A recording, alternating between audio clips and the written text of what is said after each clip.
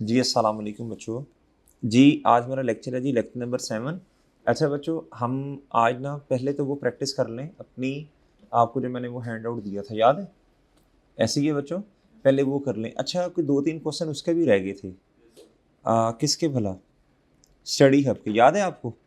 मैंने कहा था घर से करके आइएगा, किए कोई नहीं? जी कितने हो गए थे क्वेश्चन नंबर, कितने हो गए थे बच्चों? मेरे ख्याल 7 हो गए थे। ये तो अब कर लेंगे ना। कहता if an entity occur cost safety guards, कहता टू एन एग्जिस्टिंग मशीन में बच्चों को सेफ्टी गार्ड ऐड कर दिए। कहता जी लॉ ने कहा था, health loss, how this account be भाई इज नॉट डायरेक्टली इन, कहता how this, how should this cost be counted for if it does not directly increase production या आउटपुट। ठीक है, प्रोडक्शन या आउटपुट तो इंक्रीज नहीं हो रही, लेकिन अगर आप मेरे प्यारे दोस्त इसको इंस्टॉल नहीं करते तो भाई आपका एसेट चलेगा ही नहीं, आपको अथॉरिटी चलाने नहीं देंगी, तो यूज़फुल लाइफ ही ख़त्म होगी बच्चों उसकी। इसकी वजह से आपकी यूज़फुल लाइफ जो है ना, वो मज़ीद आपको मौका मिलेगा एसेट को चलाने का, तो डेल्टा होगा बच्चों। ठीक है, कहता जी आगे कहता ऑन 1 Jan 2000 इतना government acquired a machine 80,000, it is being depreciated straight line method over 8 years to a zero residual value, to a बच्चों क्या, ऑन 1 Jan 2003 बच्चों 6 बच्चों 23, 24, 25 3 साल गुजरे। A major repair is executed costing कितना प्यारे दोस्तों, 12,000। कहता which restores the machine to its original peak operating condition. कहता अब ये गौर से सुनना, कहता बच्चों 1 Jan 2006 एक मेजर रिपेयर हुई, क्या हुई बच्चों, इज एग्जीक्यूटेड। अब या तो ये रेवेन्यू एक्सपेंस है या ये कैपिटल एक्सपेंडिचर है। Which restores the machine to its original peak operating condition but does not intends to overall life. वो मैंने आपको एग्जांपल दी थी, मैंने कहा ऐसे चलता चलता ना क्या हो गया बच्चों, अपने लेवल से नीचे आया, आपने गाड़ी में पेट्रोल शेटर डलवाया, ट्यूनिंग करवाई, वो एक्चुअल लेवल से ऊपर तो नहीं गया, लेकिन उस लेवल पे वापस आ गया, तो ये रेवेन्यू एक्सपेंस है। क्या है, अगर अपने एक्चुअल लेवल से भी ऊपर चला गया तो भाई फिर क्या है, फिर कैपिटल, याद है? तो ये एक्सपेंस आउट होगा, क्या होगा, it merely restore standard performance. अच्छा जी, कहता है ये तो बड़ी मुश्किल से उस लेवल तक पहुंचा है, जब पेट्रोल खत्म हो जाए तो पेट्रोल डलवाने से कैपिटल एक्सपेंडिचर तो नहीं बनेगा ना, वापस जिस जगह पे छोड़ा था, बाइक नहीं चल रहा, गाड़ी नहीं चल रही, जब ये एक्सपेंस करेंगे तो गाड़ी फिर चलना शुरू हो जाएगी, जैसे पहले थी थोड़ा टाइम पहले वैसी हो जाएगी। कहता what is the carrying amount of the combined asset structure. Combined का मतलब एक से ज्यादा आ गया ना, कोई पार्ट्स आ गए होंगे। कहता delivery company buys a fleet vehicle, fleet का मतलब होता है बच्चों एक से ज्यादा, सही है जी। कहता 40,000 ऑन 1 October 2005, एस्टिमेटेड लाइफ कितनी है चांद ये। और कहता है जी ये देखें 6 महीने के बाद, कितने महीनों बाद, air tracking unit is permanently installed, वो जो आपको मैंने बताया था ना कंपोनेंट ऑफ एसिड वाली बात, कहता वो इसमें ऐड होगी। एग्जांपल्स ये मैंने आपको समझाई थी शायद। 30,000 ये है बच्चों। कहता विद इंडिपेंडेंट यूजफुल लाइफ, तो ये सिग्निफिकेंट कंपोनेंट हो गया ना जिसकी लाइफ सेपरेट दी है। अब आपने 30 जून 2006 के एंड पे बच्चों आके क्या करना है, बोलो शाबाश जी। एक एसिड ऐसा जो 1 अक्टूबर इस पे आया बच्चों, और एक बच्चों ये इंस्टॉल जो किया बच्चों, ये कब किया, 1 अप्रैल 2006 पे किया बच्चों, ऐसे ही है। लेकिन हमारा ईयर कब एंड हो रहा है बच्चों, बोलो ना ना ना ना ना, ये 30 जून, ये कब हो रहा बच्चों, डन है जी। लो बच्चों, और फिर बच्चों 30 जून, डन है बच्चों, डन है, डन जी। इधर देखें आप, लो बच्चों इधर देखें, ये है 40,000, क्या है प्यारे दोस्तों, डिवाइड बाय बच्चों 4, मल्टीप्लाई बाय कितने हो गए, 9/12 होगा ना। ठीक है, अगर नहीं क्वेश्चन में कुछ बताया तो हमेशा पर रेटा बेसिस, मंथली बेसिस पे चलना है। और इधर बच्चों कितना, 30,000 डिवाइडेड बाई 3 मल्टीप्लाई बाई 6/12। जी बच्चों ये बताइएगा डेप्रीसिएशन कितनी है। अब ओवरऑल कॉस्ट कितनी है आपकी, कॉस्ट, सॉरी 3 महीने होगा जी, 3/12 जी। बच्चों अब कॉस्ट आपकी ओवरऑल कितनी है, 70,000, कितनी जी, उसने कंबाइंड एसेट की पूछी है ना, तो 70,000 लेस क्या करेंगे आप बोल रहे हैं, अक्यूमुलेटेड डेप्रिसिएशन। जी बताइएगा जी, वो इस साल की जो डेप्रिसिएशन है वही अक्यूमुलेटेड है, प्लीज बताइएगा। इसकी और नीचे वाले की, बहुत अच्छे जी, अलग अलग बताएं। ऊपर वाले की, इसकी 20 कितना, ठीक है, ठीक है बच्चों जी। तो कितना बन गया ये, 10,000 बना। कितना बना, बना कैसे जरा बताएं जी।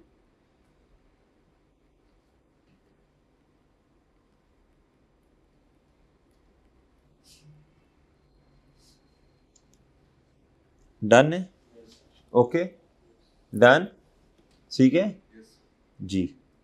ये हो गया आपका स्टडी है, ओके।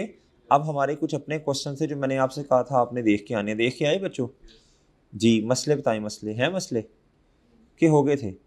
जब देखे नहीं है तो फिर क्या मसला होना, सही सी बताओ, देखे हैं नहीं जी। How this refurbishment cost be treated IS 16 में कैसे होगा, क्या था। एन एयरक्राफ्ट, एयरक्राफ्ट बच्चों वो एक जहाज जी। क्या था, एक्वायर मेजर कैबिन, अच्छा बच्चों इसमें डिफरेंस होते हैं ना बच्चों, कैबिन्स वगैरह लगा दिए बच्चों, उसको मजीद डेवलप किया बच्चों। क्या था जी बताएं, अब उसकी जो कॉस्ट है ना 1.2 मिलियन है, और क्या था 4 ईयर्स के लिए बच्चों उसने हमें बेनिफिट देना। तो भाई कैपिटलाइज करेंगे ना 4 साल मजीद, तो वो थोड़ा थोड़ा करके फिर क्या करेंगे, सेपरेट कंपोनेंट है, 4 सालों में डेप्रिशिएट करेंगे। मेरा ख्याल है ये तो समझ आपको आ गई है। What is a depreciation charge, charge का मतलब एक्सपेंस होता है 31 दिसंबर 4 पे। मशीन है 5 लाख की फर्स्ट एंड 1 पे, यूजफुल लाइफ ये है बच्चों। और जी फर्स्ट एंड 2004 ये कहता जी। अच्छा अब ना उसने डेप्रिसिएशन पूछी है, इसकी तो मेरा ख्याल 50,000 आ जाएगी ना, ये तो सिंपल है ना, straight line method. Upgraded control system was fitted at a cost of कितना, 60,000। Extended the remaining useful life of the machine from, ओ नहीं नहीं नहीं गलत हो गया।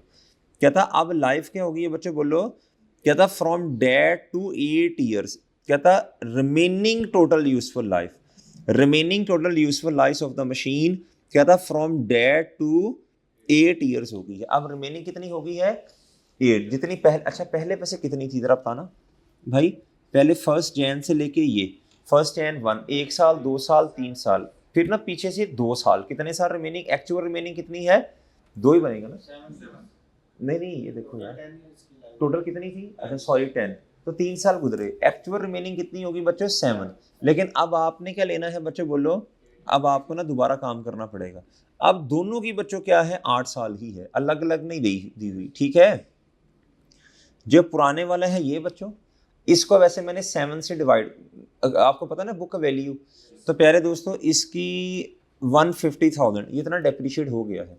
इसकी बुक वैल्यू कितनी आई, 350,000, ओके बच्चों। चूंकि अब कंबाइन है ना, कंबाइन है, अब क्या है बच्चों, कंबाइन हो गया ना दोनों कंबाइन। उधर उधर बच्चों पिछले क्वेश्चन में अलग अलग लाइफ थी, इधर सेम लाइफ है। जो नया आया उसकी तो है ही 8 साल, जो पुराने वाला है उसकी 7 नहीं है रिमेनिंग, बल्कि उसकी कितनी है, 8। तो ये 350,000 ये हो गया बच्चों। इसमें ऐड क्या करूं बच्चों बोलो, ये तो एग्जिस्टिंग है, क्या है बच्चों जी, ऐड क्या करूं जी, कंट्रोल सिस्टम जी, ऐड कंट्रोल सिस्टम की कॉस्ट कितनी बच्चों, 60,000। भाई ये दोनों कंबाइन कितने हो गए, ये 410 हो गए ना। ये आपकी बुक वैल्यू होगी है रिवाइज, क्या होगी है, रिवाइज बुक वैल्यू, ये क्या है चांद। अच्छा अब डेप्रिसिएशन एक्सपेंस कैसे आएगा, वैसे आना था, वैसे इसका आना था 50,000, लेकिन अब 50 नहीं आएगा। अब लाइफ ना रिमेनिंग वाली 1 साल मजीद बढ़ गई है जी। अब डायरेक्ट करें, दोनों की लाइफ सेम है, डिवाइडेड बाय 8, प्लीज बताइएगा,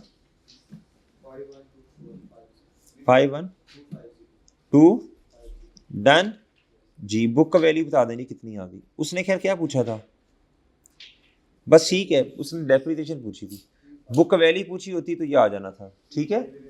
कितनी, 8,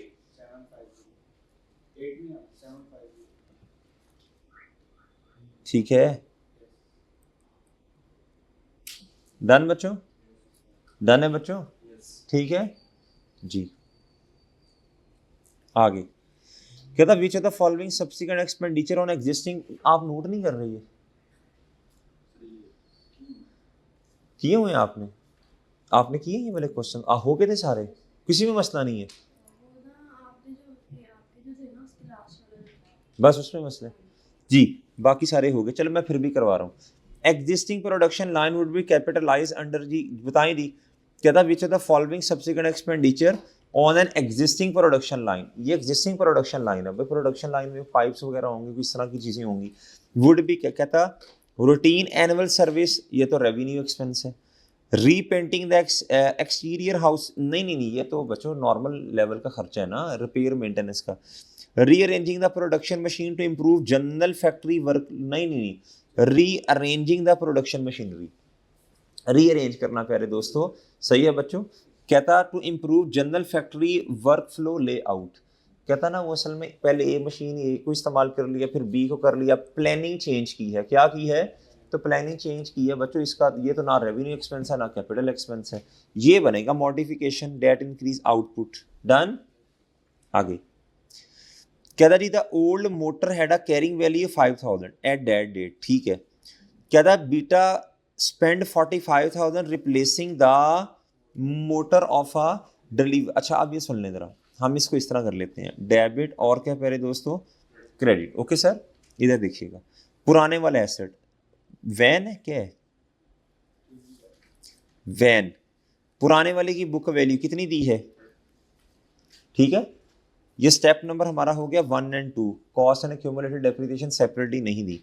तीसरा स्टेप होता है एक्सचेंज के केस में वैन न्यू, न्यू कितनी है, कितने की है जी भाई, डन है 45,000, डन।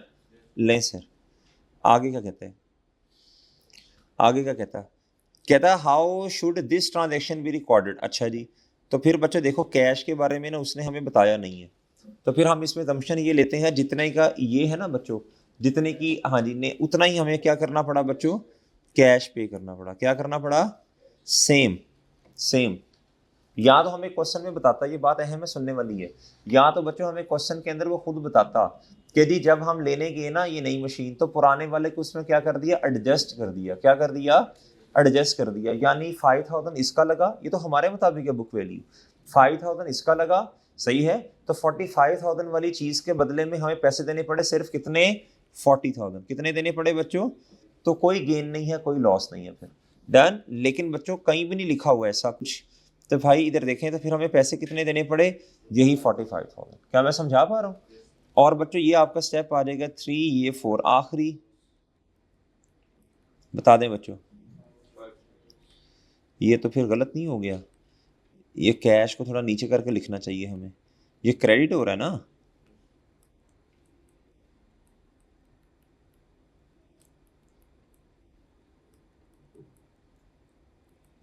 डन है, डन, डन है बच्चों जी।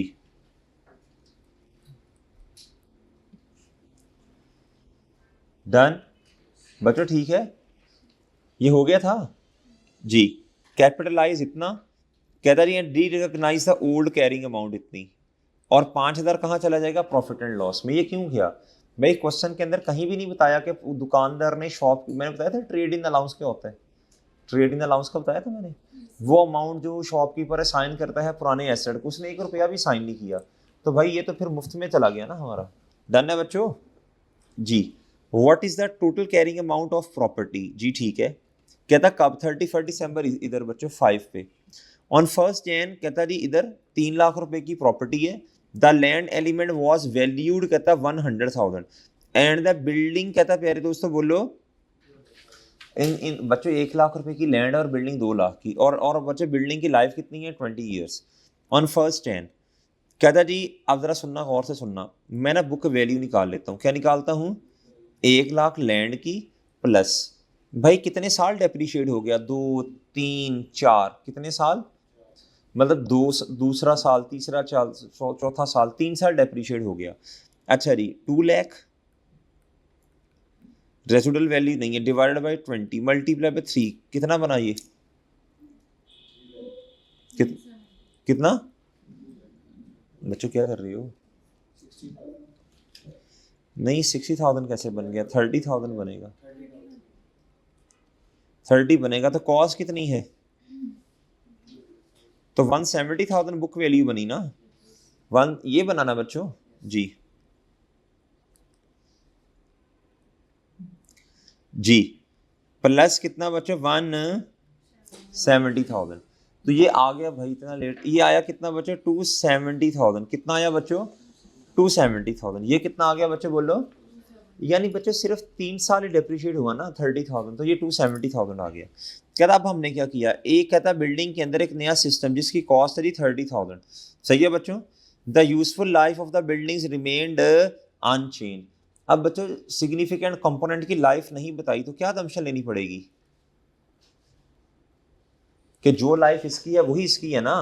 कितना आया बच्चों ये 30,000, और ये कितना आ गया डॉलर। ये बुक वैल्यू क्या होगी ये बच्चों बोलो, revise the book value revise. देखो 30,000 ऐड हो गया ना।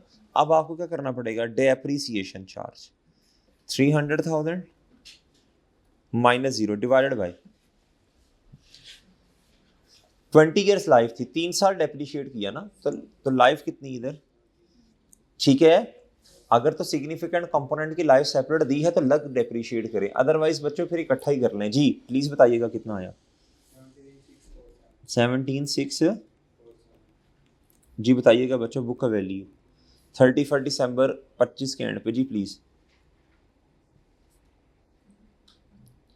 235।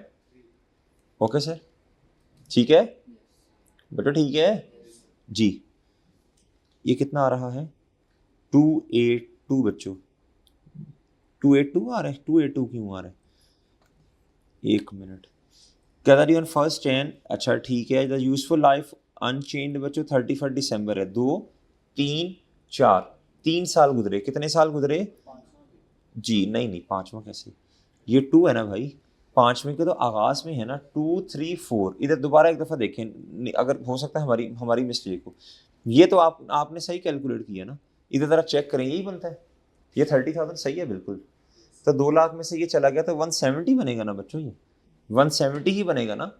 लैंड वाला एलिमेंट ऐड करें 270 बना, मजीद कितना ऐड करें बच्चों इधर 30,000। कितना करें बच्चों जी, अब बच्चों -0 डिवाइडेड बाई कितने साल है, 3 साल गुजरे तो 17 ही होंगे ना बच्चों। ये जरा दोबारा कैलकुलेशन देखें जरा, सही करवाई आपने।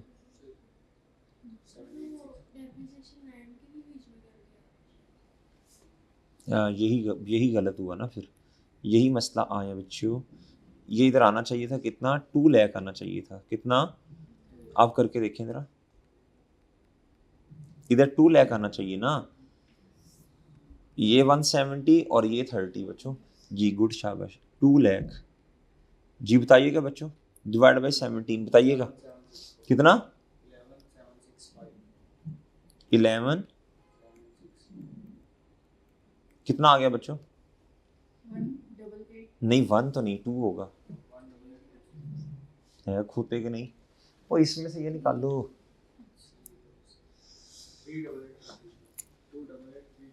वो डेप्रिसिएशन के लिए लैंड को निकाला, बुक वैल्यू में से थोड़ी निकाल रहा है जी।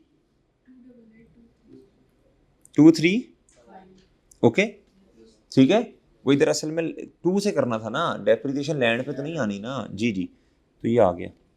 आगे कहता जी, what must happen to any remaining carrying amount of the previous inspection. अब प्लीज सुनना गौर से, अभी इंस्पेक्शन वाली बात मैंने बताई थी आपको, रोड पर चलने वाली बसेस गाड़ियाँ बच्चों, उनकी हर 3 या 4 साल के बाद क्या होती है, इंस्पेक्शन होती है।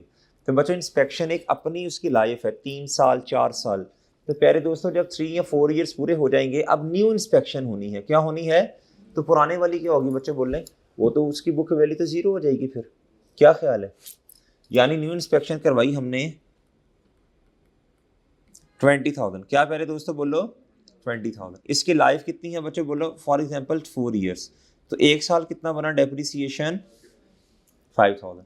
लेकिन ना इसकी लाइफ थी 4 ईयर्स। कितने ईयर्स, हमने 2 साल के बाद दोबारा इंस्पेक्शन करवा ली, तो ये तो अभी भी बुक्स में कितना पड़ा होगा, 2 साल की क्यूमुलेटेड डेप्रिसिएशन तो 10,000 है ना, ये तो अभी भी बुक्स में कितना पड़ा होगा 10,000 का पड़ा होगा।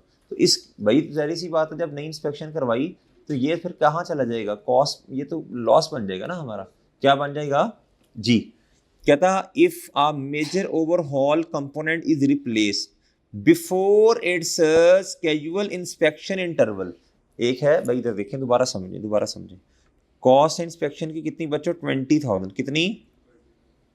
20,000। बच्चों 2 साल की लेस एक्यूमुलेटेड डेप्रिसिएशन, 4 साल लाइफ है, कितनी आई? 2 साल की, 4 साल की कितनी आई? 20,000 ना। सारा खत्म हो गया ना 4 साल के बाद। लेकिन अगर हमने 2 साल के बाद ही बच्चों इसको क्या कर दिया, बोल रहे हमने नई इंस्पेक्शन करवा ली, तो ये तो सिर्फ डेप्रिशिएट कितना हुआ होगा बच्चों? तो हमने कहा था ये 20,000 का एक्सपेंस होगा 4 ईयर्स में, कितने सालों में? हमने सिर्फ कितना भी चार्ज किया? 2 साल। तो बाकी ये 10,000 है, इसका क्या करना पड़ेगा? ये हमारा लॉस है। क्या है बच्चों, बोलो?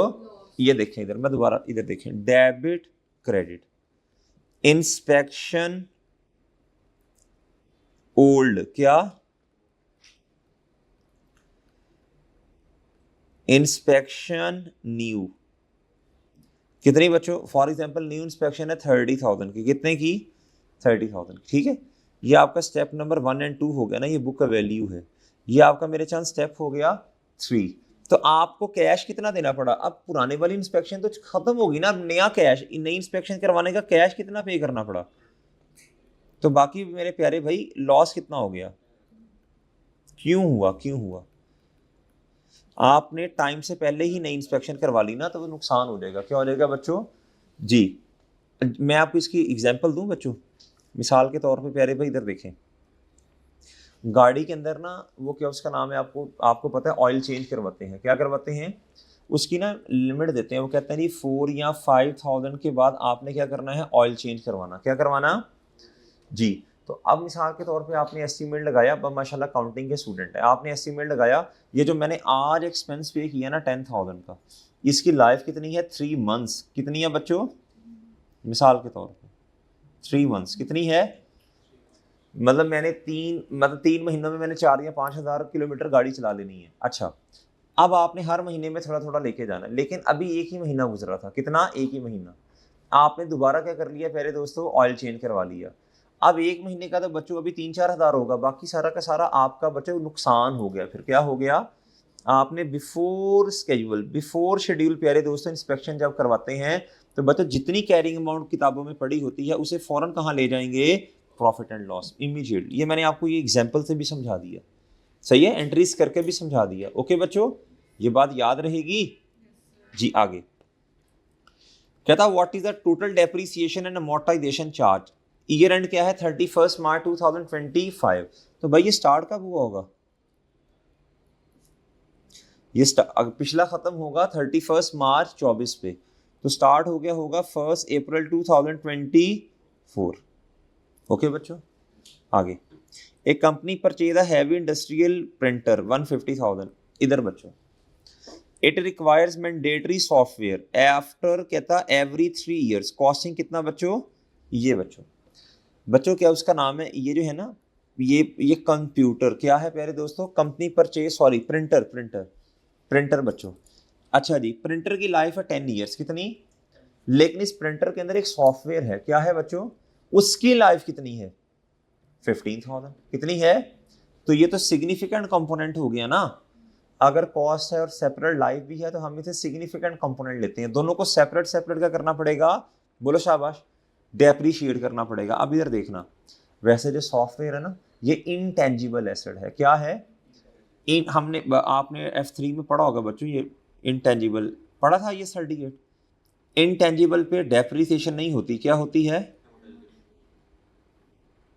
ठीक है बच्चों, बहरहाल इधर देखें, आपने डेप्रिसिएशन एक्सपेंस बताना है ना, तो इधर देखें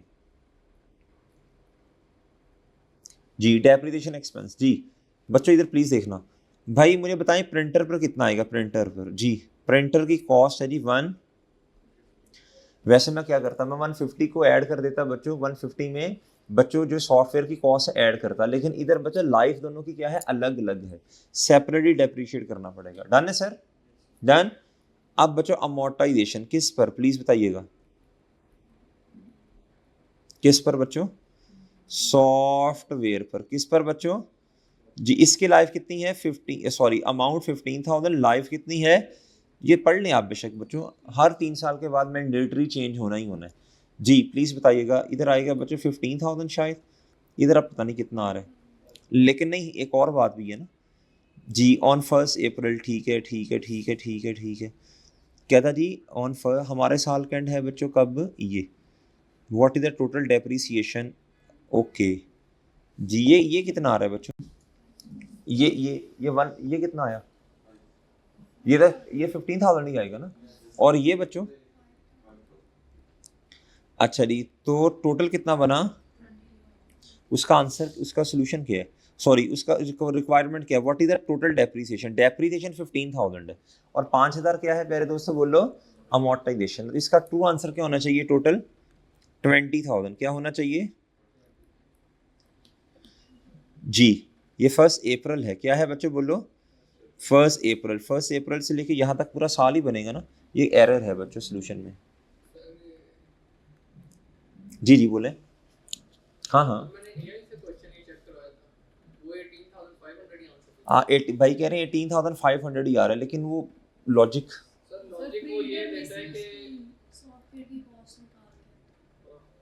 इन कहा हुआ है। A company purchase heavy industrial printer, it require mandatory, the company treats इतना। अच्छा देखें मेरी बात सुने, इधर देखें, ये है हैवी इंडस्ट्रियल प्रिंटर है बच्चों। अगर तो क्वेश्चन के अंदर ये लिखा होना इट इंक्लूड्स क्या? इट इंक्लूड्स कॉस्ट ऑफ बोले सॉफ्टवेयर, तो फिर हम इसमें से निकालते। इसके अंदर तो उसकी कॉस्ट शामिल ही नहीं है बच्चों। क्वेश्चन के अंदर मेरे चांद अगर लिखा होता इट इंक्लूड्स, कहता ये प्रिंटर है, क्या है बच्चों? एक कंपनी ने बाय किया क्या? हैवी इंडस्ट्रियल प्रिंटर, ठीक है, एक प्रिंटर बाय किया, हैवी इंडस्ट्रियल प्रिंटर बाय किया बच्चों। अच्छा अगर तो प्यारे इसकी अलग से कॉस्ट दी है, अगर क्वेश्चन के अंदर ये हो it also include a cost of क्या बोलो शाबाश? 15,000 किसकी बच्चों? सॉफ्टवेयर की। तो फिर हम अलग से 15,000 को अमोर्टाइज करेंगे और 135,000 से मेरे चांद अलग से अमोर्टाइज डेप्रीशिएट करेंगे। क्या मैं समझा पाया? इंक्लूड का लफ्ज मेरे चांद नहीं लिखा हुआ ना, ठीक है, दोबारा रीचेक कीजिएगा, सही बताएगा वो 20,000 ही बताएगा, ठीक है जी। हाँ पेज असल में मैंने भी यही से बनाया ना, इसलिए जो बना है उसी के मुताबिक ही जवाब देना है ना उसने। जी एआई कैसे काम करती है? एआई मेरे चांद, हाँ जी, वो क्या उसका नाम है, जब आंसर था ना एआई से जब बना तो ये आंसर, फिर जब रीचेक करना है तो वो उसी के मुताबिक उसने आपको आंसर देना है। अब मैंने ना पेड़ ले लिया है एआई, अब मैंने पेड़ ले लिया है, क्या पेड़ में एरर्स नहीं होते, ठीक है, पेड़ एक्यूरेट है। जो एआई बहुत अच्छी चीज़ है वैसे, अगर आप इसका अच्छा यूज़ करो ना बच्चों, बेहतरीन ख़ानदानी किस्म की कमाल चीज़ है बच्चों, आपका टाइम सेव करती है, क्या करती है। लेकिन न्यूमेरिकल्स में थोड़े ना गड़बड़ेशन होती हैं, वो हम सीए में पढ़ाना होता है ना, तो इधर VF7 में, तो बच्चों इसमें ना थोड़ा कैलकुलेशन के एरर्स आते हैं, सही है जी। और एआई से मैं तो अब ये भी काम कर रहा हूँ कि आपके पास पेपर्स जो है ना इस तरह वो देखें कि सबसे ज़्यादा टेस्ट होने वाला कौन सा वो है कॉन्सेप्ट है, ये कितनी दफ़ा टेस्ट हो रहा है, किस किस वैरायटी में टेस्ट होगा। तो ये बड़ी हेल्पफुल चीज़ है बच्चों। जहाँ 2 4 5% उसके ड्रॉबैक्स है ना, एरर्स हैं बच्चों, 95% बेनिफिट्स भी हैं।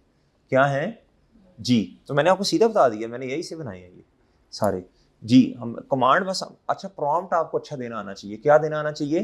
प्रॉम्प्ट क्या देना आना चाहिए जी। भाई कह रहे हैं आप 20,000 दे रहे हैं, अब आपने उसको बताया होगा ना कि चाचू इसमें इंक्लूड, हाँ भाई कह रहे हैं कि मैंने ऑप्शन के बगैर ऑप्शन में जब ये हाईलाइट किया होगा ना तो उसने यही जवाब देना है। अच्छा जब इस तरह करें ना, अगली दफ़ा उसे कमांड दिया करें कि भाई पागल, मतलब कि आर यू मैड, कि वो फिर फ़ौरन ही अपना जवाब चेंज कर देगा जी। हाँ हाँ, अच्छा लेकिन आपको तो समझ आ गई ना। अगर तो लफ्ज़ होगा इंक्लूड का, फिर इसका मतलब है स्प्रिंटर के अंदर इंक्लूड है सॉफ्टवेयर भी, उसको अलग करना पड़ेगा। डन। फिर 135,000 डिवाइड बाई मतलब कि वो जो भी लाइफ है, और फिर 15,000 डिवाइड बाई बच्चों 3, और 135,000 डिवाइड बाई 10। ओके सर जी। फिर वो इस तरह करेगा, कर लेंगे आप, समझ आ गई ना जी। आगे बच्चों कहता जी how should this cost be counted for if it does not directly increase बोले प्रोडक्शन कैपेसिटी। ठीक है देख लेते हैं, जो दिखने में तो लग रहा है कि प्रोडक्शन कैपेसिटी अगर इंक्रीज नहीं हो रही तो ये रेवेन्यू एक्सपेंस, दिखने में ये लग रहा है, अभी स्टेटमेंट नहीं पड़ी। If an entity incurs cost of its safety guards to an existing machine, भाई देखें जो सेफ, ये इस तरह का क्वेश्चन पहले भी आया, जब आपको लॉ कह देना कि आपने ये काम करना ही करना है, और भाई आपका एक्सपेंस हो, आपका खर्चा हो और उसका बेनिफिट आपको 2-4 साल मिले, तो आप इस तरह के एक्सपेंस को कैपिटल एक्सपेंडिचर कहते हैं। क्यों कहते हैं, सोच के बताएं। नो डाउट कैपेसिटी या प्रोडक्ट कैपेसिटी इंक्रीज नहीं हुई, एग्रीड भाई। यूजफुल अगर आप ये इंस्टॉल नहीं करेंगे तो बच्चों आपको अथॉरिटीज ये वाला एसेट चलाने ही नहीं देंगे, तो आपकी यूजफुल लाइफ ही खत्म होगी ना। आप तो एसेट किसी काम का ही नहीं रहा। अगर आप गवर्नमेंट की मान के नहीं चलेंगे तो एसेट ही नहीं चलाने देंगे, तो यूजफुल लाइफ पे फर्क आएगा इधर जी। प्यारे दोस्तों, अब इसको हमें कैपिटलाइज करना पड़ेगा, इस बात से ना परेशान होइएगा। डन। यूजफुल लाइफ पे तो फर्क पड़ा ना, यूजफुल लाइफ इंक्रीज तो नहीं हुई, लेकिन बच्चों जारी सी बात है जितनी है उतना तो चलने देंगे ना जी, वरना तो वो फॉरन एसेट ही बंद कर देंगे, आपको चलाना ही नहीं देंगे प्लांट। कहता जी on 1st Jan 2003 Gamma acquired a machine 80,000, good हो गया। It is being depreciated 8 years to zero residual value, good हो गया। ऑन 1st Jan 2006 यानी 3 गुजरा, 4 गुजरा, 5 गुजरा, 2006 में आ गए। A major repair is executing, costing कितना 12,000। कहता which restore the machine to its original peak operating condition. ये तो वही मैंने आपको एग्जांपल दी ना, आपके आने से पहले आप लेट आए हैं, मैंने आपको ये समझाया था। कहता एसिड गाड़ी है, गाड़ी पेट्रोल खत्म हो गया या बाइक में पेट्रोल खत्म हो गया, गाड़ी रुक गई। अब जब पेट्रोल डलवाया या पेट्रोल डलवा लिया ना प्यारे दोस्तों, इस पेट्रोल को डलवाने के बाद एसिड ओरिजिनल अपनी हालत में वापस आ गया, दोबारा चलना शुरू हो गया। क्या अपनी ओरिजिनल हालत से ऊपर तो नहीं गया? नहीं ना, वापस आ गया, चलना शुरू हो गया ना, नहीं गया बच्चों। उससे कोई प्रोडक्टिविटी नहीं बढ़ी, कैपेसिटी नहीं बढ़ी, लाइफ नहीं बढ़ी। तो ये इस तरह का खर्चा एक्सपेंस तो है लेकिन रेवेन्यू एक्सपेंस है, इसमें हम पहले भी बात कर चुके हैं। डन। ले जी आगे। कहता था companies financial year is 31 December, companies year and is ये बच्चों। What is the total carrying value of the combined, ये मेरे ख्याल दोबारा रिपीट हो गया शायद, ये रिपीट हुआ है ना। चले इनके आने से पहले मैंने डिस्कस किया, दोबारा कर देता हूँ। कंबाइंड कैरिंग वैल्यू का मतलब क्या? कंबाइंड का बुक वैल्यू दोनों की, ये फ्लीट ऑफ व्हीकल मतलब एक से ज्यादा गाड़ियां ना। और कहता इसमें हमने ना ट्रैकिंग यूनिट इंस्टॉल कर लिया, ट्रैकिंग यूनिट, ट्रैकर की लाइफ अगर तो 1 साल से कम है तो बच्चों ये कैपिटल एक्सपेंडिचर नहीं है, लेकिन उसकी लाइफ कितनी है बच्चों? 3 years। अब आपको व्हीकल प्लस प्यारे दोस्तों बोल रहे हैं ट्रैकर, मेरे चांद दोनों की बुक वैल्यू इकट्ठी बतानी है, एग्रीड जी। इधर देखें जी, असल में कॉस्ट कितनी है, कॉस्ट इसकी कितनी है बच्चों? 40,000, इसकी कितनी है? 3,000। अच्छा क्वेश्चन वही है, फिगर्स चेंज किए मेरा ख्याल है। कॉस्ट है बच्चों 43,000, कितनी लेस क्या करते हैं बच्चों आप? अक्यूमुलेटेड डेप्रिसिएशन 40,000 सर जी। दोनों की लाइफ अलग अलग है। 1 अक्टूबर पे लगवाया, 1 अक्टूबर से लेके 30 जून 6 तक कितने महीने? मैंने ऊपर समझाया भी है ये 9 months। कितने? 40,000 डिवाइड बाई, इसकी लाइफ है बच्चों 4 years, मल्टीप्लाई बाय 9/12, प्लस क्या करना है आपने बच्चों? 3,000 डिवाइड बाई 3, लाइफ 3 है, मल्टीप्लाई बाय बच्चों 1 अप्रैल से 30 जून तक जी। बच्चों बताएं, टोटल बताया आपने, दोनों का मिल बताएं ना इकट्ठा। 775, ओके। आप बुक वैल्यू भी बता दें फिर, 1 मिनट जी जी। 35, okay sir, okay sir, done है बच्चों, ठीक है सर। ये काफी प्रैक्टिस है ये 16 कंपनी का ईयर एंड तो दिसंबर जी जी। क्या है जी, क्या कहाँ लिखा हुआ है? ओके, ये थोड़ा चेंज कर लें, एरर है इधर।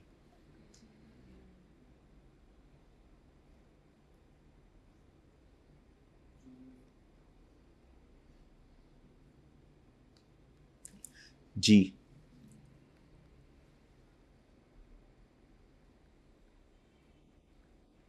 ठीक है जी, ओके ठीक है। लो बच्चों ऑनलाइन वाले इसको सही कर लेना चांद। अच्छा बच्चों, ये था मेरे प्यारे दोस्तों क्या हमारा IS 16, क्या था बच्चों?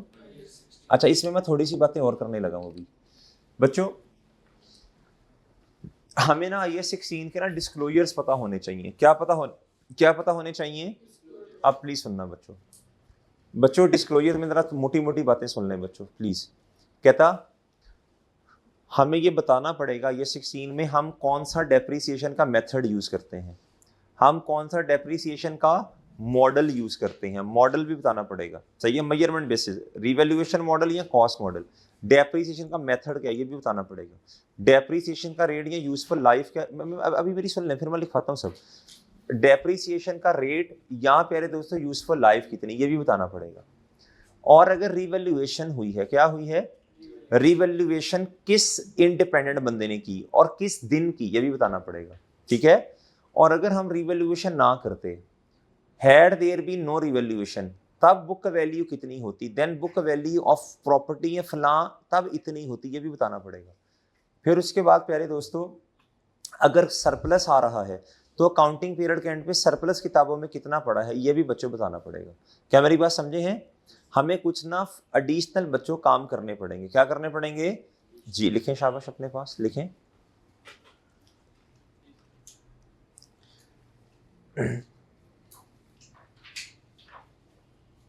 IAS 16 डिस्क्लोजर्स, IAS 16 बोलें डिस्क्लोजर्स। अब मैं कुछ बातें लिखवाने लगा हूं। IAS 16 डिस्क्लोजर्स, IAS 16 का डिस्क्लोजर्स जी लिखे नहीं।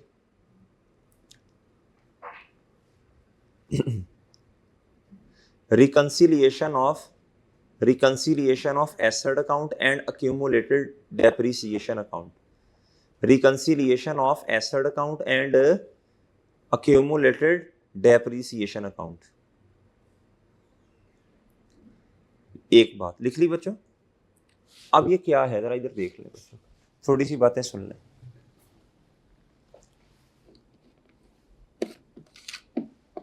ये रिकंसिलिएशन क्या है जरा सुन लें बच्चों, जरा प्रैक्टिकली दिखाएंगे ना आपको, फिर शायद बात ज्यादा अच्छी समझ आएगी।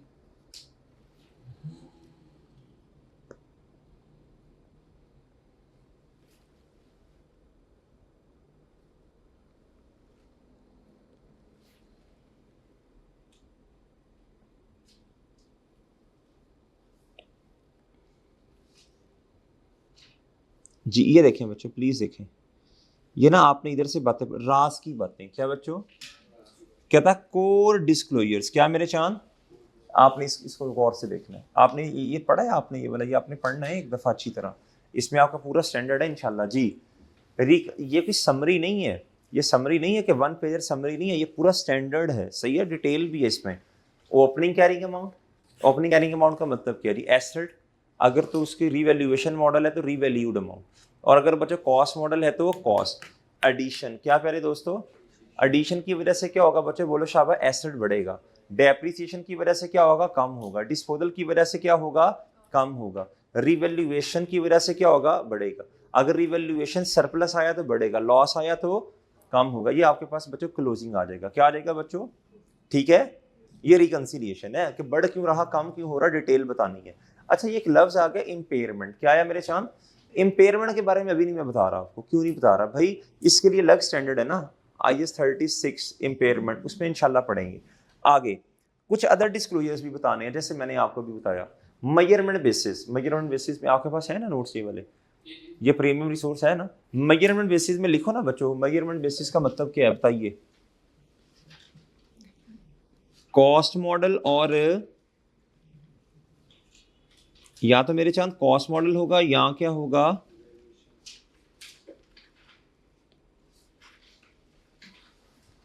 डन है भाई, डन बच्चों, कॉस्ट मॉडल या फिर क्या बोलो शाबाश, रिवैल्यूएशन मॉडल जी, ठीक है। मॉडल कौन सा यूज कर रहे हैं बच्चों, डेप्रिसिएशन का मेथड कौन सा यूज कर रहे हैं, स्ट्रेट लाइन या RBM यानी reducing balance method. Okay sir जी बच्चों, यूजफुल लाइफ या डेप्रिसिएशन रेट कितना है, सही है बच्चों। आगे अच्छा कभी कभार ऐसा होता है हमने ना बैंक से लिया है लोन, मिसाल दे रहा हूँ, किसी ने XYZ ने बैंक से लोन लिया, लेकिन प्यारे दोस्तों हमने लोन जब लिया तो बैंक कहता है ये एसेट जो है ना, एसेट जरा सुनना, बैंक कहता है प्लेज के तौर पे, सिक्योरिटी के तौर पे आप ये फलां फलां चीजें ना मेरे हवाले कर दो, मेरे हवाले कर दो ना जी। जी उसे कहते हैं रिस्ट्रिक्शन ऑन टाइटल या और asset pledge as a security. ये किसके पास पड़ा है प्यारे दोस्तों, ये बैंक के पास, क्या कभी कभी बैंक कहता है मुझे डॉक्यूमेंट्स दे दो, कभी कभी कहता है मुझे वो चीज़ें ही दे दो। सही है बच्चों?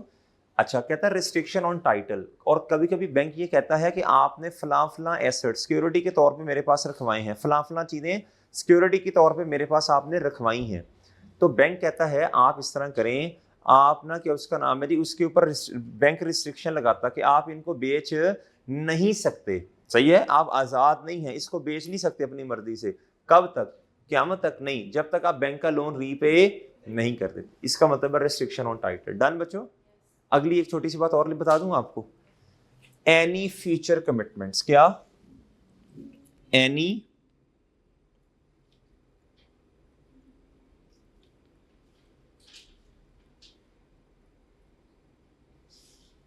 किस चीज की future commitment? To purchase the asset, कि हम जी फलां एसेट खरीदेंगे या कोई कैपिटल एक्सपेंडिचर करेंगे। डन बच्चों? कोई फ्यूचर कमिटमेंट आपने किसी पार्टी से कर ली प्यारे दोस्तों, कोई फ्यूचर कमिटमेंट किसी पार्टी से कर ली बच्चों, ठीक है? तो भाई आपको यूजर को बताना पड़ेगा ना कि सर कल को 1 2 3 साल के बाद हमने ना ये कमिटमेंट की है, हमें इतना खर्चा करना पड़ेगा। डन? भाई जब आपने इतना खर्चा करना है तो हो सकता है फ्यूचर की प्लानिंग बच्चों आज आपने बता देना इन्वेस्टर को, ताकि अपने फ्यूचर की प्लानिंग कर ले बच्चों। फिर मेरे चांद ये हो सकता है ना, ये पॉसिबल है ना बच्चों, ये पॉसिबल है ना बच्चों, मेरे चांद ये पॉसिबल है ना कि जो इन्वेस्टर है उसको ये इन्फॉर्मेशन चाहिए 3 4 साल के बाद या 2 साल के बाद एक खर्चा करना, आज प्लान कर ले अपने फाइनेंशियल्स का। किसका?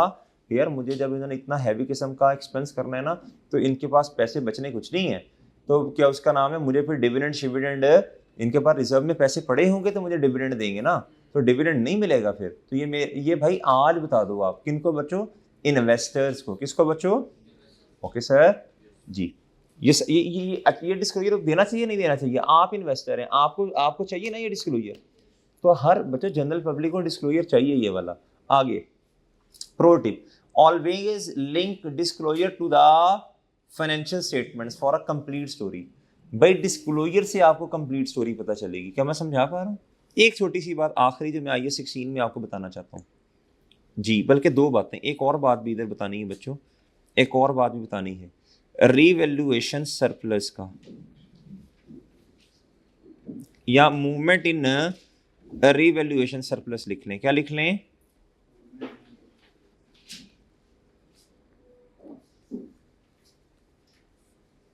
ठीक है? ये क्या होगा बच्चों? ओपनिंग बैलेंस होगा मूवमेंट में रीवैल्यूएशन सरप्लस का, प्लस होगा रीवैल्यूएशन सरप्लस जो हमारे वाले साल में आया, ये प्लस हो जाएगा। ठीक है? और ठीक है, अगर बच्चों की सरप्लस पड़ा था लेकिन लॉस आ गया, तो हमने क्वेश्चन किया था ना कि पहले सरप्लस खत्म करना पड़ेगा। एडजस्टेड, क्या प्यारे दोस्तों?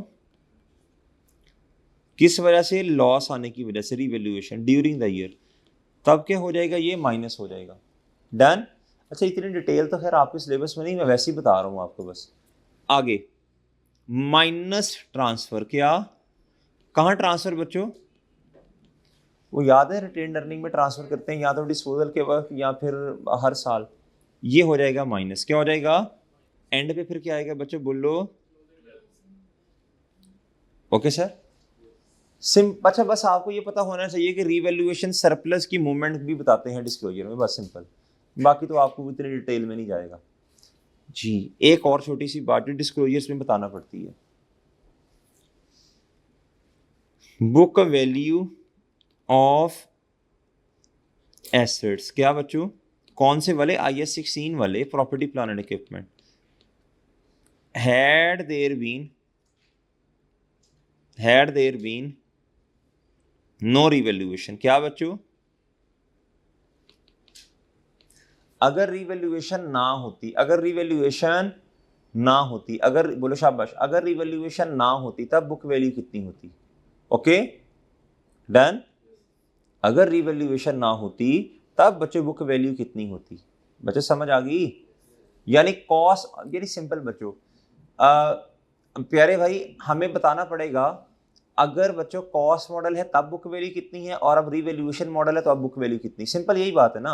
अब तो रिवैल्यूएशन मॉडल के मुताबिक बुक वैल्यू आपने निकाली होगी ना डेट डिस्क्रिप्शन से, उस कॉलम का जो एंड पे रिजल्ट आता है। बच्चा अब आपको बताना पड़ेगा कि अगर रिवैल्यूएशन ना होती तब बुक वैल्यू कितनी होती। ओके, ये मोटे मोटे डिस्क्लोजर्स हैं जो आपको देने पड़ेंगे। डन? Okay okay. मैं ना इसकी आपको वर्किंग भी चेक करवाता हूँ, ये मैं क्या कहना चाह रहा हूँ। मैं आपको इंशाल्लाह अभी ना कैलकुलेशन भी करवाता हूँ इसकी छोटी सी। ये देखिएगा जरा जी, टेस्ट नहीं है आज आपका?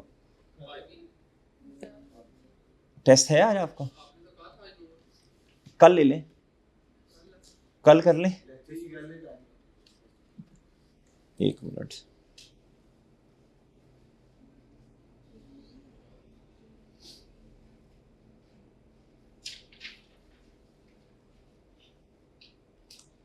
एक मिनट जी, कल कर लेते हैं।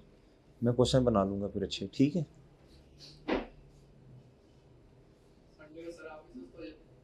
नहीं, संडे को बहुत काम किया यार, संडे को ना क्या उसका नाम है, सारा दिन ही काम किया, फिर भी नहीं पूरा हुआ यार।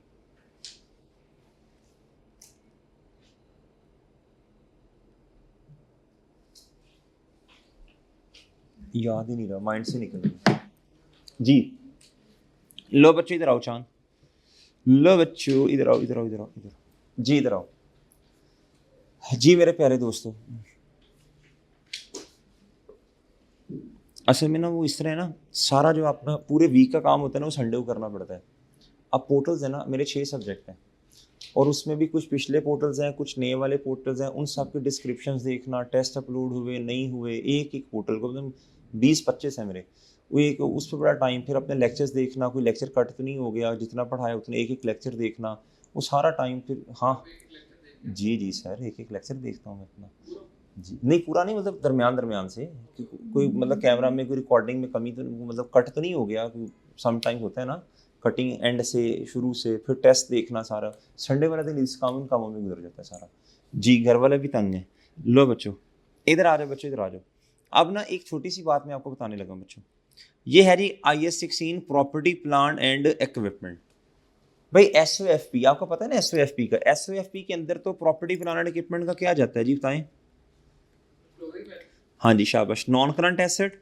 इधर आ गया प्रॉपर्टी प्लान एंड इक्विपमेंट, इनकी इसकी जाएगी जस्ट बुक वैल्यू बस। लेकिन अगर किसी ने डिटेल देखनी है तो हम ना इधर फिर रेफरेंस देते हैं नोट का। किसका बच्चों? नोट का, कि भाई आप ना नोट्स में चले जाएं। कहाँ चले जाएं?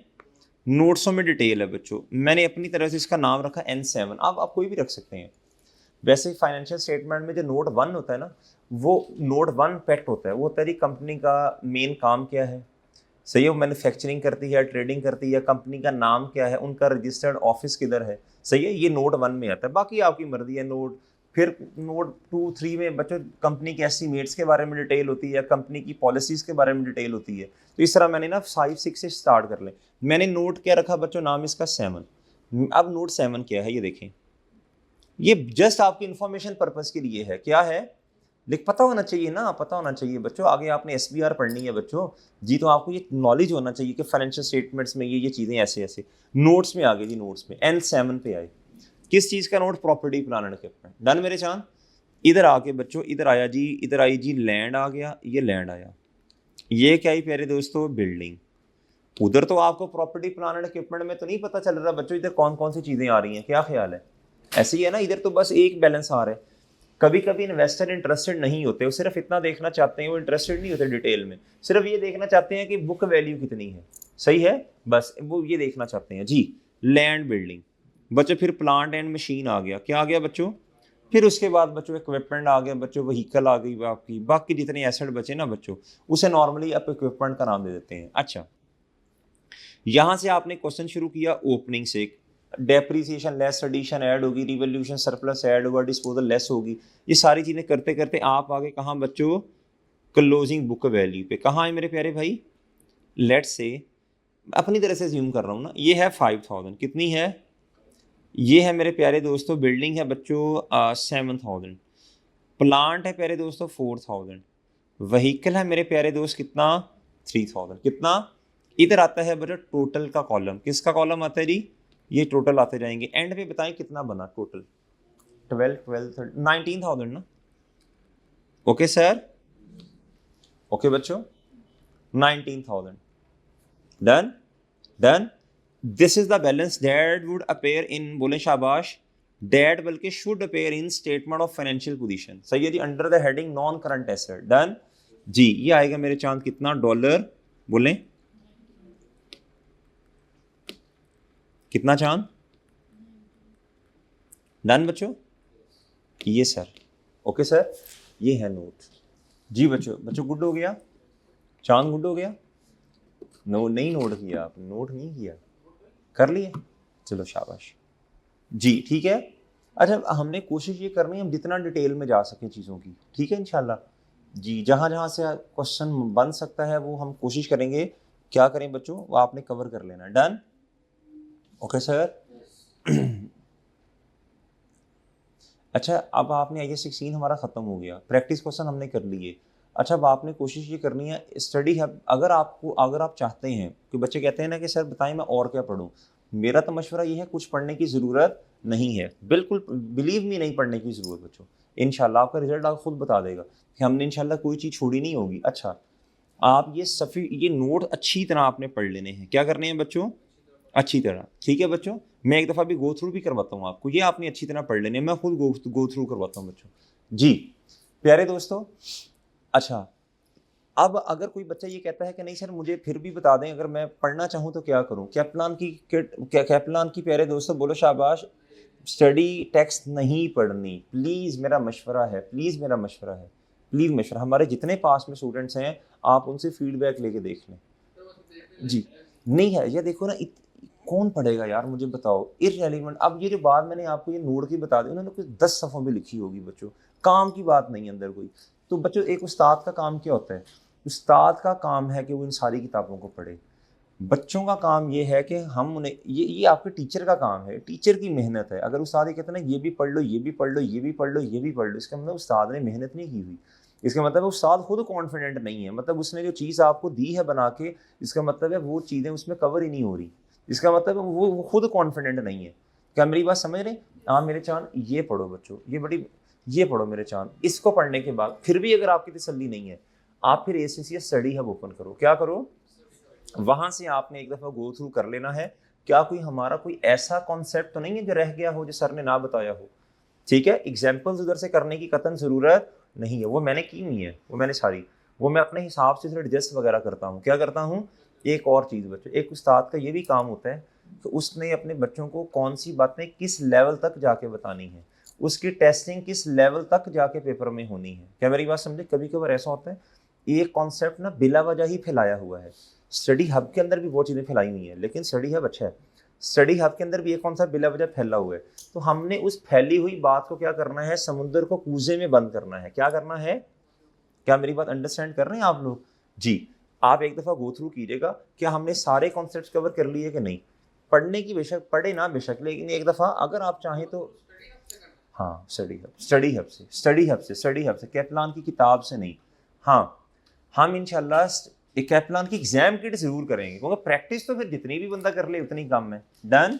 लो बच्चों, अब आप इधर आए बच्चों, इधर आए, आप मेरे साथ साथ जरा ये ना एक दफ़ा ये नोट्स गो थ्रू कर लें बच्चों। कौन से वाला? आज वाला? ये मैं अभी टाइम मिला तो ये करवाता हूँ ना, इन्वेस्टमेंट प्रॉपर्टी वाला ना, वो करवाता हूँ अभी अगर टाइम मिला तो जी। हम अगले टॉपिक पे नहीं जाएंगे जब तक हमारी पूरी तसल्ली ना हो जाए पिछले वाले की। इधर देखें बच्चों, हम एसेट को रिकॉर्ड कब करेंगे? When cost can be measured reliably, और बच्चों प्रोबेबल हो एंड मुमकिन हो कि future economic benefits will flow to the entity. Done. इसकी हमने ये पढ़ लिया था, इसकी एग्जांपल भी कर ली थी, याद है बच्चों, रेवेन्यू कैपिटल एक्सपेंस। अच्छा बच्चों, उसके बाद ये वही बातें हैं सारी। अगर एसेट आपने खुद बनाया है, अगर एसेट आपने बोलो शाबाश खुद बनाया बच्चों, ये मैंने आपको बताया था, इसमें लेबर की कॉस्ट ऐड होगी, रॉ मटेरियल बच्चों, इसके अलावा ओवरहेड्स, डायरेक्ट ओवरहेड्स, और एक है बोरविंग कॉस्ट। बच्चों ये पेंडिंग है, ये ना हो कि स्टडी हब खोलो रोने पीटना शुरू कर दो उधर कि सर ये तो आपने नहीं पढ़ाया। ये बोरविंग कॉस्ट एक स्टैंडर्ड है जिसका नाम है IAS 23। क्या है? ये हमारे सिलेबस का पार्ट है, ये अभी नहीं पढ़ सकते आप, पहले IAS 23 है क्या, पहले वो समझना पड़ेगा। उसके अलावा कुछ चीज़ों को आपने मेरे प्यारे दोस्तों बोलो ऐड उड नहीं करना। लॉसेस, एबनॉर्मल लॉसेस को आपने ऐड नहीं करना। ऑपरेशनल प्यारे दोस्तों जनरल ओवरहेड्स को बच्चों कभी भी कॉस्ट के अंदर ऐड नहीं करना। ये बच्चों ओल्ड नए वाले एसेट ले लिया पुराने के बदले में, इसकी हमने अच्छी प्रैक्टिस कर ली है। क्या किया बच्चों? भाई ठीक है, ठीक है, ठीक है बच्चों, भाई सही है। अच्छा जी, आगे बच्चों। हाँ, अगर ना बच्चों इधर देखो, इधर अगर आपको कॉस्ट ऑफ न्यू एसेट ना दी हो, अगर आपको कॉस्ट ऑफ न्यू एसेट ना दी हो, कॉस्ट ऑफ न्यू एसेट नहीं दी, ये मैं खैर अपनी तरफ से बता रहा हूँ वैसे, तो फिर आपने कहना है फेयर वैल्यू ऑफ, बोलो new asset, fair value of sorry old asset. क्या? फिर आपको ना, अगर आपको cost of new asset given नहीं है तो फिर ये निकालने का तरीका होगा fair value of old asset, पुराने वाले एसेट की fair value plus cash paid. क्या? जो कैश पे किया आपने नए एसेट को खरीदने के लिए, फिर ये कॉस्ट ऑफ न्यू एसेट होगा। सही है। और अगर बच्चों कैश रिसीव किया आपने, जो कि वैसे बहुत कम होता है, पुराने वाला एसेट दे के नया वाला एसेट खरीदे तो कैश पे करना पड़ता, रिसीव नहीं होता। अगर रिसीव हुआ तो fair value of old asset minus cash receive आ जाएगा। डन। अच्छा जी। अच्छा, कभी कभार ऐसा होता है बच्चों, कभी कभार ऐसा होता है प्यारे दोस्तों, कभी कभार ऐसा होता है, खैर ये बात शायद मुझे बतानी चाहिए या नहीं भाई, कभी कभार fair value of old asset भी नहीं दी होती, फिर क्या करेंगे? फिर कैरिंग वैल्यू ले लेंगे ओल्ड एसेट की। क्या ले लेंगे? ठीक है। अगर कोई ऐसा एसेट जिसकी मार्केट वैल्यू एग्जिस्ट ही नहीं करती, जिसकी मार्केट ही एग्जिस्ट नहीं करती, तो मार्केट वैल्यू तो नहीं आएगी ना, फिर मजबूरन कैरिंग वैल्यू ले लेंगे पुराने वाले एसेट की। डन। ओके बच्चों, लें सर। फिर ये सब्सिक्वेंट एक्सपेंडिचर, ये मेजर इंस्पेक्शन वाली बातें, कम्प्लेक्स एसेट ने उसमें सेफ्टी गार्ड्स ऐड हो रहे हैं बच्चों, सही है, वो आपने न्यू कंस्ट्रक्शन करवा दी, वो सब्सिक्वेंट एक्सपेंडिचर, वो बातें हमने कर ली। अच्छा, फिर मैंने आपसे अर्ज की थी, मैंने कहा था एक है कॉस्ट मॉडल और एक है मेरे चांद रिवैल्यूएशन मॉडल। मेरा क्वेश्चन बच्चों इधर चेक करें जरा, इधर चेक करें जरा, कहता carried at historical cost minus क्या करेंगे? क्यूमुलेटेड डेप्रिसिएशन और माइनस इंपेयरमेंट। इंपेयरमेंट अभी हमने पढ़ा नहीं है, IAS 36 इंशाल्लाह पढ़ेंगे। इधर आए रिवैल्यूएशन में, कैरीड एट हिस्टोरिकल वैल्यू नहीं, market value, revalued amount at the date of revaluation minus subsequent depreciation. बच्चों ये तरह कोई समझा दे मुझे, सब्सिक्वेंट डेप्रिसिएशन का मतलब क्या है? शाबाश। रिवैल्यूएशन जिस दिन हुई उस दिन पहला स्टेप तो आपने एलिमिनेशन कर दी, पहले वाली सारी डेप्रिसिएशन किताबों से, बुक से क्या होगी बच्चों? एलिमिनेट हो गई है। क्या हो गई है? ये याद है ना, at the date of revaluation आप क्या कहते हैं? आप कहते हैं क्यूमुलेटेड डेप्रिसिएशन डेबिट और एसेट क्रेडिट। डन बच्चों, बात समझ आई है? डन। डन जी सर। जी, ये कहता है golden rule, whichever model management chooses it must be applied to the entire class of, ये बड़ा अहम रूल है, ये लिखा हुआ है बच्चों, सारा कुछ इंशाल्लाह आपको मिल जाएगा। फेयर वैल्यू का खेल, रिवैल्यूएशन अकाउंटिंग, कहता इंक्रीज, इंक्रीज आया तो OCI में लेके जाना है, and sits as a revaluation surplus in, हमने यही पढ़ा था, हम इससे अनरियलाइज गेन ही कहा था ना हमने। आगे कहता अगर लॉस आ गया, recognise as impairment, impairment expense तो ना, मतलब रिवैल्यूएशन लॉस आप कहते हैं, क्या कहते हैं? इसे डायरेक्ट कहाँ ले जाएं? प्रॉफिट एंड लॉस में। ये मैंने आपको नोट लिखवाया था, लॉस को आपने अनरियलाइज लॉस को आपने रियलाइज लॉस ही समझना है। याद है बच्चों? जी। कहता अगर एसेट गिरा तो प्रॉफिट एंड लॉस का नुकसान, बढ़ा तो इक्विटी का फायदा। सही है? ओके बच्चों। Exam tip, reset accumulated depreciation to nil before, वो स्टेप नंबर 1। कहता है जिस दिन रिवैल्यूएशन है आपने एक्यूमुलेटेड डेप्रिसिएशन को 0 कर देना। डन बच्चों जी। एक्सेप्शन है बच्चों, इधर क्या है, किस चीज की एक्सेप्शन है भला, इधर देखें, unless it reverse a previous move. Exception ये है बच्चों, देखें, अगर हमारे पास बच्चों सरप्लस पहले $10 का पड़ा है और अब लॉस आया 15 का, तो पहले $10 खत्म करके 5 कहां लेके जाने पड़ेंगे? लॉस में। एग्रीड ना? एग्रीड? एग्रीड ना? ठीक है जी। आगे ये वेयर एंड टेयर, प्यारे दोस्तों ये आपको पता ही है बच्चों, ये आपको पता ही है बच्चों, वेयर एंड टेयर क्या होता है जी। कहता ये मेरे प्यारे दोस्तों आपने रिपेयर एक्सपेंस कंसीडर करना है, इसे क्या करना है बच्चों? बोलो जी। ये कहता है अप्रूव्ड मेथड, ये यूनिट्स ऑफ प्रोडक्शन खैर आपके सिलेबस का पार्ट नहीं, बस आपको पता होना चाहिए, 2 हैं वैसे। तीसरा यूनिट्स ऑफ प्रोडक्शन बच्चों, कभी कभी होता है प्लांट, क्या होता है, हम उसकी डेप्रिसिएशन चार्ज करते हैं बेस्ड ऑन आउटपुट, जितने यूनिट्स उस प्लांट से बनेंगे। सही है? बता दूं हल्का सा, थोड़ा सा ऐसे ही बस, हल्का सा जी, इधर देखें, प्लांट की डेप्रिसिएशन निकालनी है। ये मेथड सिर्फ प्लांट एंड मशीनरी पे अप्लाई होगा बस, प्लांट एंड मशीनरी पे बाकी मेथड्स भी अप्लाई होते हैं, लेकिन बच्चों ये बच्चों जो यूनिट्स ऑफ प्रोडक्शन है ये स्पेसिफिकली किस पे होगा, प्लांट एंड मशीन पे। बाकी मेथड्स भी अप्लाई होते हैं, लेकिन यूनिट्स ऑफ प्रोडक्शन सिर्फ किस पर अप्लाई हो सकता है, प्लांट पे। सही है, प्लांट पे बाकी मेथड्स भी अप्लाई होते हैं, लेकिन बच्चों बाकी जितने भी एसेट्स हैं उन पर units of production method apply नहीं होगा, क्योंकि बच्चों इसकी जो डेप्रिसिएशन है ना बच्चों, बेस इसकी वो है आउटपुट। क्या है जी, फॉर एग्जांपल एक प्लांट आया जी 200,000 का, कितने का, इसने कितने साल चलना ये नहीं है, ये इस पे नहीं डेप्रिसिएशन चार्ज करनी, बल्कि इसने टोटल प्यारे दोस्तों जो यूनिट्स बनाने हैं वो है 50,000 यूनिट्स। कितने, अब आपके पास आ जाएगा बच्चों, ये है 2000 मिसाल के तौर पे 26 multiply by per unit rate आ गया ना आपके पास। अगर बच्चों पहले साल 10,000 यूनिट्स बनने हैं तो पहले साल का डेप्रिसिएशन एक्सपेंस डन 2027 में, ये तो कांस्टेंट है। इस साल यूनिट्स बनने हैं 15,000, इसका एक्सपेंस आ गया। इस साल यूनिट्स बनने हैं बच्चों कितने, 5,000, इस साल का एक्सपेंस आ गया। आगे समझ, आगे समझ। इस पे आपने divide life number of years वाली से नहीं करना, आउटपुट से करना, ओवर से, यूनिट से। डन, जितने ज्यादा यूनिट जिस साल बनेंगे उतना ज्यादा एक्सपेंस उस साल आएगा। डन डन जी। आगे चेंज इन एस्टीमेट, प्यारे दोस्तों चेंज इन एस्टीमेट जो है ना बच्चों, इसको हमने प्रोस्पेक्टिव डील करना है। मैंने बताया था प्रोस्पेक्टिव का मतलब क्या होता है बच्चों, अगले सालों पे, पिछले सालों पर कोई impact. Apply the estimate to the current and future years only, never change past financial statements. Done. कहता change in useful life, residual value, depreciation का मेथड, कहता ये सारे क्या हैं, अकाउंटिंग एस्टीमेट।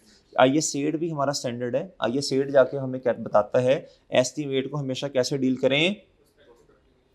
कहता पिछले सालों को मत छेड़ना, नया फॉर्मूला हमेशा करंट बुक वैल्यू पर, ये हमने इसी तरह ही कहा था ना, आप जो हमने क्वेश्चन न्यूमेरिकल्स किए थे जी। जमीन और लैंड, बच्चों लैंड नॉर्मली बोलो अनलिमिटेड यूजफुल लाइफ, डेप्रिशिएट नहीं होता, ये तो खैर आपको पता है। अलविदा एसेट, जब एसेट बच्चों बोले शाबाश डिस्पोज होगा, तो आपको याद है वो 4 स्टेप्स मैंने करवाए थे आपको। चलें बस ठीक हो गया बच्चों, लें सर ये आपका पूरा स्टैंडर्ड है। ठीक है, इधर हम लगाते हैं ब्रेक जी, अगले पार्ट में IAS 40 इंशाल्लाह डिस्कस करते हैं।